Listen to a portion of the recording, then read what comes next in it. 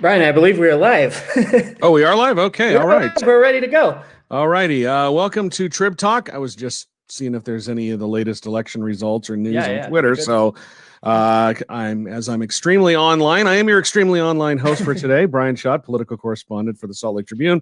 I'm joined by Andy Larsen, data columnist for the Tribune, and we're going to be going over some of the results from the 2020 election. We still don't know who won in the 4th congressional district between Ben McAdams and Burgess Owens. We'll get to that in a minute. We'd love to hear your questions about elections, both here in Utah and what's happened across the country, as we are still waiting for the results, or I guess the process, to work itself out in a number of states, even though it looks like Democrat Joe Biden is the president-elect. So you can send us your questions. A couple of ways to do that. You can do it on Twitter using the hashtag Trib Talk, or you can send it via email to tribtalk@sltrib.com, or leave a question for us on our Facebook page where you're watching this. So thanks for joining us today. Andy, let's start from the top and work our way down. Here in Utah, the race for president, no surprise that Donald Trump won.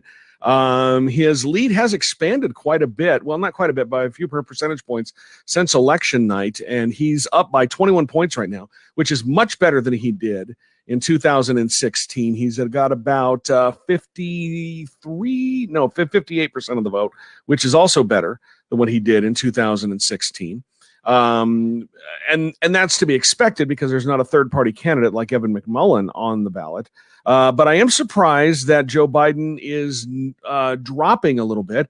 He's at about 37%, which, if that holds, it would be the best showing for a Democrat in the state since Hubert Humphrey in 1968.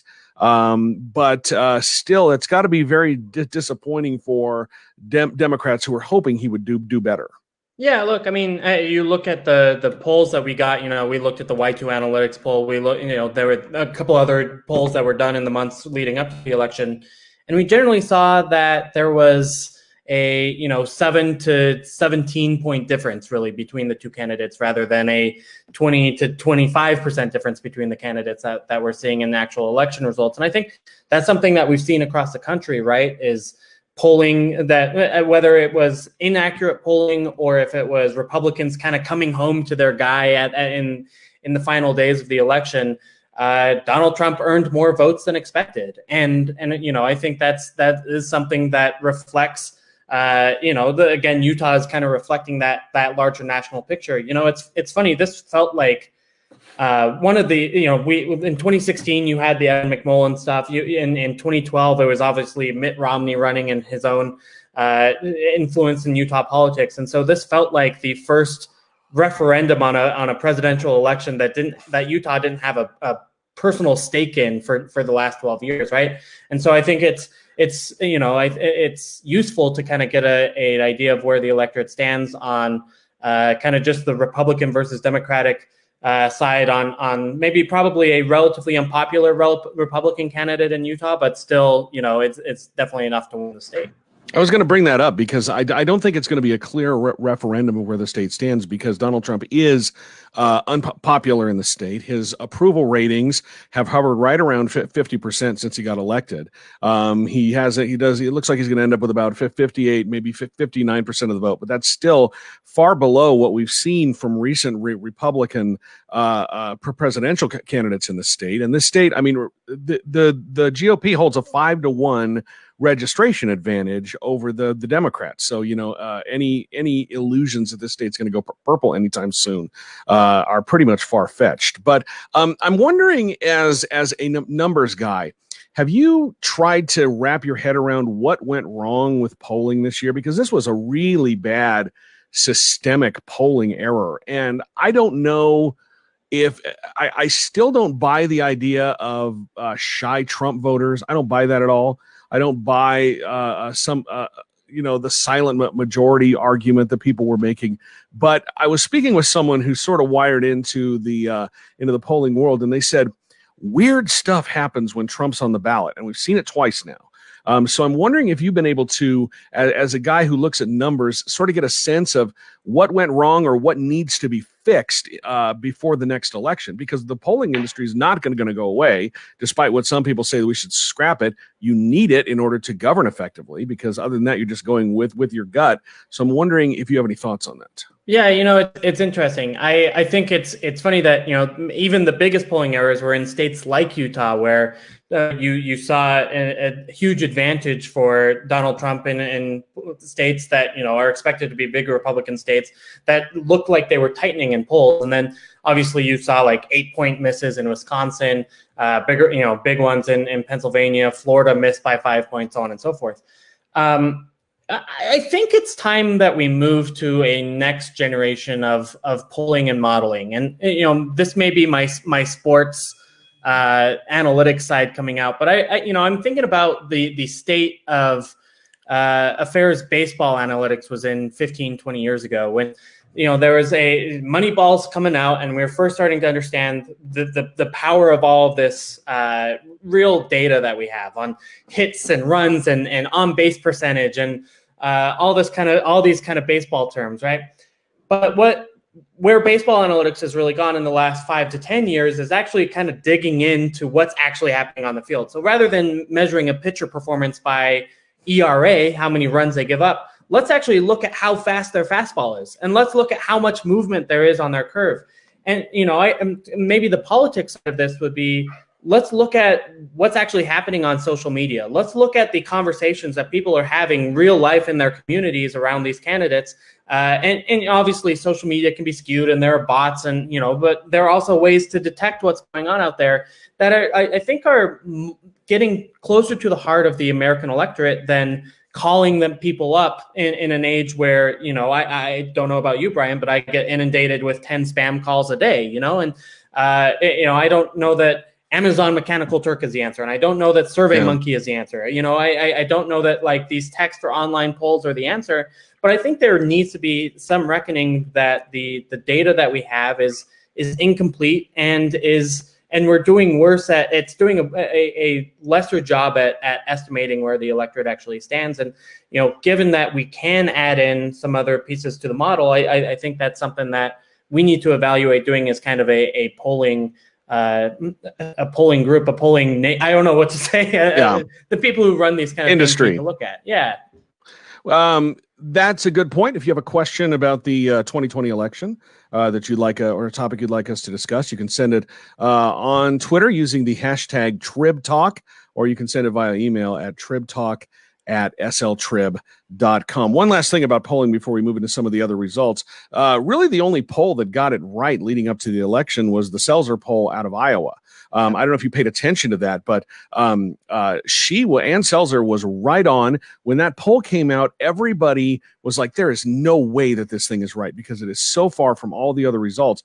And in digging into that a little bit, she did something that the other pollsters did not do. She did not wait for education. Everybody else tried to add an educational component, doing their weighting at the end, and she didn't do that, and she got it right on. So that tells you something, that pollsters are still trying to wrap their heads around ways to get everything right. And so I guess my advice is, if you look at stories that are quoting the exit polls coming out of this, those exit polls are trash. They are total trash. We have no idea what would happen there. And so just look into that. Real quick, we have a question from Joe on Facebook, and he says, are polling errors due to fewer landlines?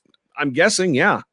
Yeah, and honestly, it's just, I think it's something that it's harder to reach people and get really what they're thinking. I mean, certainly the cell phone data we have is less accurate than the landline data that people used to have. Just quite frankly, you could use the white pages and get everyone in who lived in an area, and now you certainly can't do that. And so it's harder to model the electorate. I think your education point is really interesting, because weighting by education was something that was introduced into polling really after the 2016 election. Exactly. Trump got more votes than expected, right? And so we figured, okay, maybe this education thing would allow us to get a closer idea of what's going on, weighted by education, and still some of the same mistakes happened in the same direction. If anything, you would have expected the opposite. So it's one of those things that makes really clear, yes, we need better data. And I think the landlines is part of that conversation. Yeah, there's a whole bunch of stuff that the polling industry needs to figure out, and again get their heads around, because I just don't think that people are going to trust polls for quite a while. Let's take a look at some of the statewide results. Spencer Cox, as expected, won. Republicans held all the statewide seats. Anything in those numbers that you've been looking at jump out at you? Was there anything that, as you've been digging into the numbers, been coming in, that was something that you went like, whoa, I did not expect to see that? Yeah, I mean, not hugely. Really, obviously we knew Spencer Cox was going to win, right? And so you're looking at comparisons to previous elections to see, did the electorate move at all? And so, he got a smaller percentage of the vote than Gary Herbert did in 2016. But as he pointed out on Twitter, the biggest percentage of a vote that a first-term candidate has gotten in the race in the last 40 years, since there was once upon a time there was a Democratic governor in Utah, believe it or not. Mm-hmm.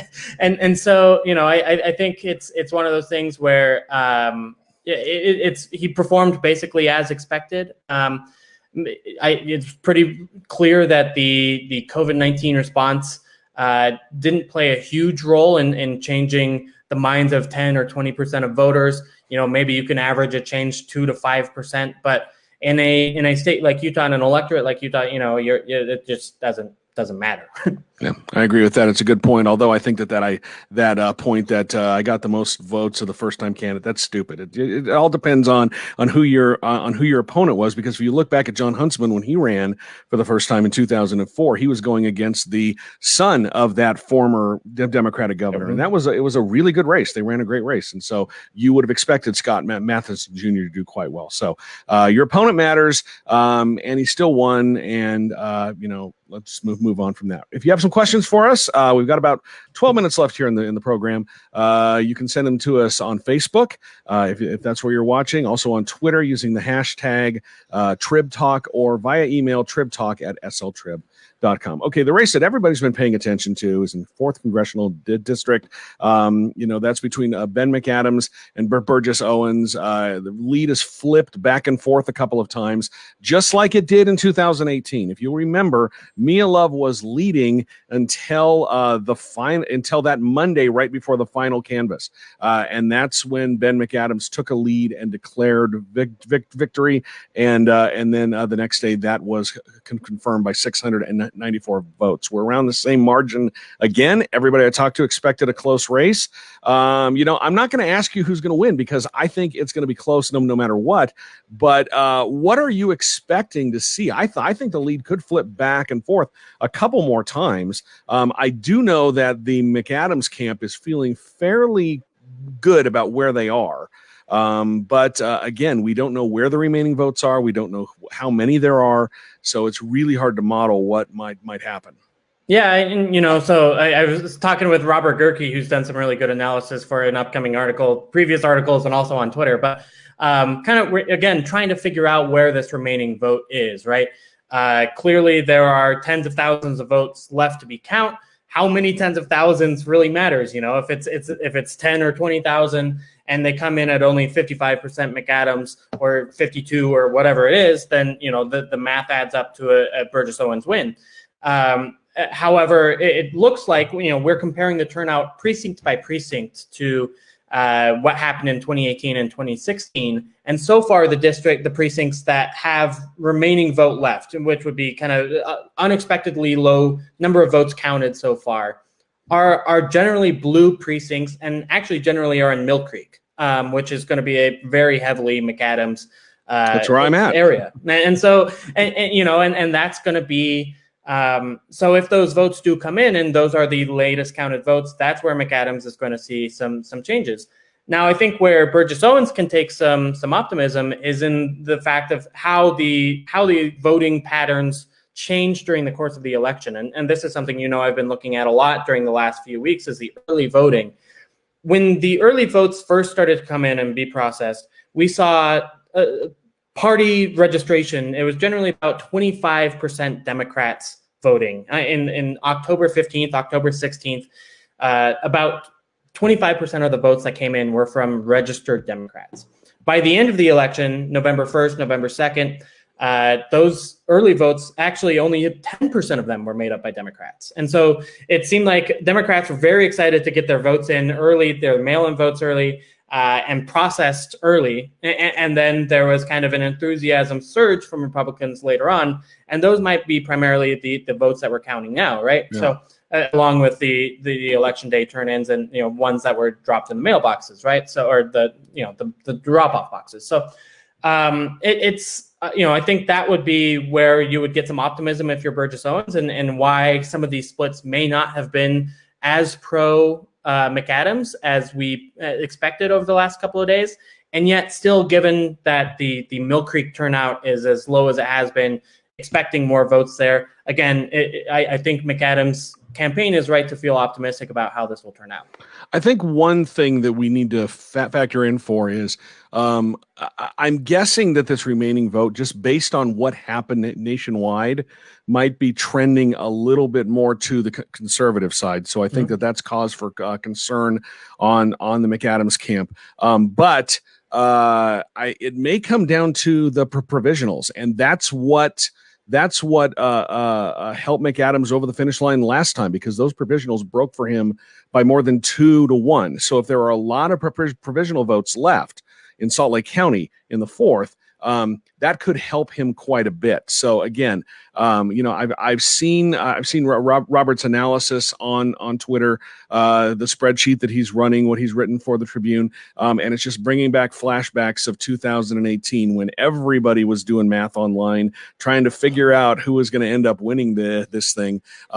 There's so much attention being paid to this, and I'm not name dropping here, but if you're on Twitter, Dave Wasserman, he's all up in my email trying to figure out what's going on, because this is one of the last remaining seats to be called. So we're expecting more numbers to come in a little bit later this afternoon. But again, if it's anything like it was in 2018, we're not going to know. We're not going to know until Monday, until a week from yesterday, and the final count is coming in on Tuesday. If you have some questions, let us know on Facebook. You can do that. Also on Twitter using the hashtag Trib Talk, or email tribtalk@sltrib.com. So Dave comes in and says, who actually calls the winner of the election? The media, senators, people seem to be confused. Well, they're not calling the election, okay? That's the media, the people who do math, who are much better at it than I am. They're doing projections, and so they project the winner of the race. So if you're hearing the media called it, it's not the media who called it. The media says, we're looking at the numbers, what's remaining, what's out there, and we are projecting based on the trends that we're seeing that this person wins. So a couple of days before Saturday, Decision Desk HQ came out and declared Biden the winner, and they're quite good at that sort of thing. So they declared Biden the winner, and then on Saturday morning, CNN went, and then everybody followed almost immediately. So they're declaring someone the winner. If whoever calls the election, well, it's that story that's going on right now, and it's in the Washington Post this morning. It's the General Services Administration who calls the election, because they decide whether it's time to start the transition between one presidency and another. And right now, they're refusing to do so. So I guess that's who officially calls the election. And Andy, do you have any thoughts on that? Yeah, and I think in general the media was very conservative in calling it this year. You could really make the case that on Wednesday, Thursday, Friday, we certainly knew who was going to be the next president of the United States based on the votes that were coming in Pennsylvania, Arizona, Nevada, and there was just the chances of a President Trump comeback were non-existent, and so. I think they were conservative in calling it, and rightfully so. They really wanted to get Pennsylvania out of the margin of a recount. And once it was outside of that 0.5% margin, that's when they felt good about calling the race for Joe Biden. And I think that was a useful bit of conservatism by the media. And I think that's in terms of. You're right that it doesn't mean anything whether or not the Associated Press or CNN or NBC or whoever calls the election in one direction or the other. But, the math doesn't add up for Donald Trump. Yeah, if you're not sure how the decision desks at the different networks work, it is a group of people who are sort of sequestered from everybody. There's no phones, there's nothing on election night, and they are just watching the numbers roll in, and then they will do math and they decide to make a call. And that's where it is. It's not the editorial board. It's none of that stuff. So they take great pains to sequester this group of people who are going to make the call on election night as to who they are projecting to win races and states. So that's how that thing works out. And they've been just hugely accurate, right? They've been great, yeah. At some point, the doubters need to look at the track record of these people calling the races in individual states, and obviously overall, and be like, oh wow, these are highly successful people at what they do. Mm-hmm, exactly. Let's quickly talk about what's going on in Salt Lake County. The Democrats did well there, and that's probably one of the few areas of the state where they did well. And it surprised a lot of Republicans because they thought they had some good candidates across the board for Salt Lake County and some of the other races. It reminds me of what happened in 2018, in which Republicans thought they had a shot at a number of races in Salt Lake County, and they kind of got pasted. So what do? They turned around and got rid of the straight ticket voting option on ballots because they thought that was helping Democrats disproportionately in that area. But it just didn't work out for them. It looks like the Democrats are going to, they held a lot of the big seats in Salt Lake County, although some of the county council seats will flip around. We can talk about that later. But three seats that I wanted to talk about real fast are HD 38, Ashley Matthews over Eric Hutchings. That's down to 420 votes. That's a close one. Lynette Wendell over Representative Jim Dunnigan. That's 54 votes as we talk. And then in HD 45, Wendy Davis over Representative Steve Elison by 337 votes. That's almost half of what it was on election night. So those races are closing, and it's looking more tenuous that the Democrats will pick up those three seats that they thought. So that's what I've looked at those, I guess, from a 30,000 foot level. What numbers are you seeing in Salt Lake County, and did the Democrats do as well as it looks to from someone who's just taking an overall look at it? Yeah, it's funny. We've been working on this map of how the Salt Lake County House districts have changed from 2018 to 2020, and really over the last 10 years. And it's been interesting to see kind of the southward and westward growth of the blue in the map, if you will. You know, there is, it used to be just kind of the Salt Lake City proper and Mill Creek, kind of the traditionally blue areas in Salt Lake City. And now you're seeing pockets of blue in Sandy and, Midvale, Murray, as you get kind of closer and further down south in the county. And, I think the idea that straight ticket or straight voting, straight balloting would change the race in significant ways never made a ton of sense. I think people they're not hugely familiar with their House candidates, but I do think that if they don't know what they are, they're going to vote for the laundry, right? They're going to vote for the Republican or Democrat side, whatever they feel more comfortable with. And it's been relatively clear that there has been an expansion in Democratic voting in Salt Lake County over the last 20 years, even when you just look at things like the presidential and the congressional races. So I think it makes sense that trend would continue in our state and House and Senate races as well. Yeah, it's interesting to note, and I tell this to a lot of people who say, it looks like the Dems are making gains. I'm like, yeah, well, don't get you used to it because we've got redistricting coming up next year, and they're going to change everything. So we are right at the end of the 2010 redistricting cycle. We're right at the end of that. This was the last election that we'll have under those numbers, and what you usually see is a lot of those districts starting to change in their makeup quite a bit, so they don't look like they did when they were drawn at the beginning of the decade. So, don't expect the Democrats to hang on to those seats because all of them are going to get carved up again as the legislature starts that process by picking the committee this year and then going through it within the next year. One last question before we go. Aaron on Facebook. Now that our country has a female vice president-elect, do you think the likelihood of a female U.S. president being elected may occur in the next 20 years? I just don't know. I mean, I grew up in the 1980s, and the feeling was in the 1980s that the first black president of the United States was going to be from the GOP. That was just the conventional wisdom at the time, because they thought that the Democratic Party was too liberal. You had Jesse Jackson and the Rainbow Push coalition at the time. And so the general feeling was that the first black president was going to be a Republican, and that just didn't happen. So I have no clue what's going to happen. Politics is about 60 to 70% about timing. You have to be the right person at the right time, able to take advantage of whatever happens. Donald Trump was the right person at the right time in 2016, right? And it looks like Joe Biden might, at least the way the timing worked out for him.